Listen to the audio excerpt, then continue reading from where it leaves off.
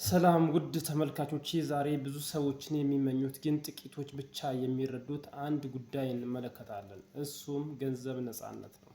ብዙ ሰዎች ገንዘብ ነፃነት ማለት ብዙ ገንዘብ መያዝ ወይም ውድ መኪና መግዛት ወይም ትልቅ ቤት መግዛት እንደሆነ ያስባሉ። ነገር ግን ገንዘብ ነፃነት ከዚህ በላይ ነው። ገንዘብ ነፃነት ማለት ለመኖር ብቻ ወይም በደሞዝ በአንድ ገቢ ምንጭ ላይ ሳይመረኮዙ የራሱን የህይወት በራስ ምርጫ መምራት ማለት ነው።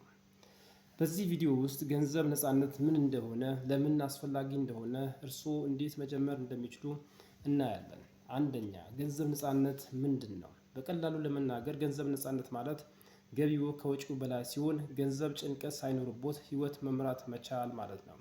የገንዘብ ነፃነት ማለት ስራ አቁሞ መቀመጥ አይደለም። ስራውን ስለሚወዱት መስራት እንጂ ለመኖር ብቻ ስለሚያስፈልግ አይደለም። አንድ ሰው የሚወደውን ስራ የሚሰራ ከሆነ ገንዘብ ነፃነት ካለው የሚያስጨንቀው ነገር ከሌለ የሚወደውን ስራ በፈለገው ሰዓት መስራት ይችላል። ብዙዎቻችን ግን ስራዎቻችን ለእንጀራ ለመኖር ወር ከወር ለመቆየት ብለን ስለምንሰራው ወደነው አንሰራ ማለት ነው። ያ ማለት የምንወደው ስራ አልሰራንም ማለት ውጤታማ አንሆንም ማለት ነው። ለምን ገንዘብ ነፃነት አስፈለገ? ብዙ ሰዎች ከደሞዝ ወይም ከደሞዝ እየኖሩ አንድ ወር በደሞዝ ቢቋረጥ ችግሩ ውስጥ ሊገቡ ይችላሉ። ገንዘብ ነፃነት ሲኖሩ ግን ገንዘብ ጭንቀት ይቀንሳል። ለቤተሰቡ ብዙ ጊዜ ያገኛሉ። በሚወዱት ስራ ላይ ማተኮር ይችላሉ። ይህ ማለት ገንዘብ ነፃነት ካለው በሚወደው ሙያ ላይ ተሰማርቶ ውጤታማ የሚሆንበት ነገር መፍጠር ይችላል። ነገር ግን የገንዘብ ነፃነት ከሌለው በራሱ መምራት የማይችል ከሆነ የቤተሰብ ጭንቀትም ስለሚኖርበት የወደደውን ስለማይሰራ የፈልገውን ኑሮ እንዲኖር ያስገድደዋል ማለት ነው። ሌላው ሶስተኛ፣ የገንዘብ ነፃነት ለማግኘት የሚያስፈልጉ 4 እርምጃዎች። አንደኛ፣ የገንዘብ አስተዳደር አስተሳሰብ ይቀይሩ። ሀብት የሚጀምረው በአእምሮ ስለሆነ ማለት ነው። ገንዘብ አይበቃኝም ከማለት ይልቅ እንዲህ ተጨማሪ ገቢ ልፍጠር ብለው ይጠይቁ። ሀብታሞች በችግር ውስጥ እድል ያያሉ። ሁለተኛ፣ ከምታገኙት በታች ኑሩ።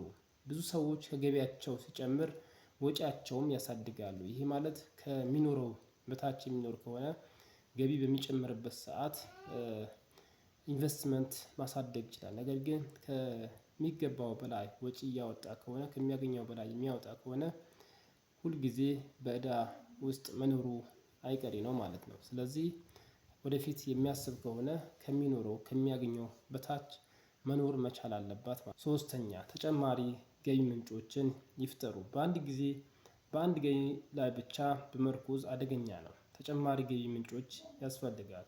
የዩቲዩብ ቻናል፣ የመስመር ላይ ንግድ፣ ነፃ ሙያ፣ ፍሪላንሲንግ፣ ትምህርት መስጠት፣ ኢንቨስትመንት። አራተኛ፣ ገንዘብ እንዲሰራሎት። ብዙ ሰዎች ለገንዘብ ይሰራሉ። ሀብታሞች ግን ገንዘባቸው እንዲሰራላቸው ያደርጋሉ።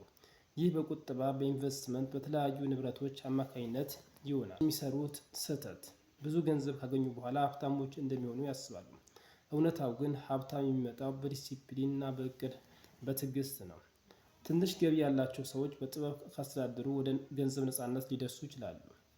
ገንዘብ ነፃነት የአንድ ቀን ጉዞ፣ በየቀኑ የምናደርጋቸው ትንሽ ውሳኔዎች የሚገነባ ህይወት ነው። ዛሬ በትንሽ ነገር ይጀምሩ። በጀት ያዘጋጁ፣ ቁጠባ ይጀምሩ፣ እውቀቱንም ያሳድጉ፣ ተጨማሪ ገቢ ምንጭ ለመፍጠር ይሞክሩ። ዛሬ የሚጠይቃችሁ አንድ ጥያቄ አለ። ለገንዘብ ነፃነት የምትወስዱት የመጀመሪያ እርምጃ ምንድን ነው? በኮሜንት አካፍሉኝ። ቪዲዮውን ከወዳችሁት ላይክ ያድርጉት።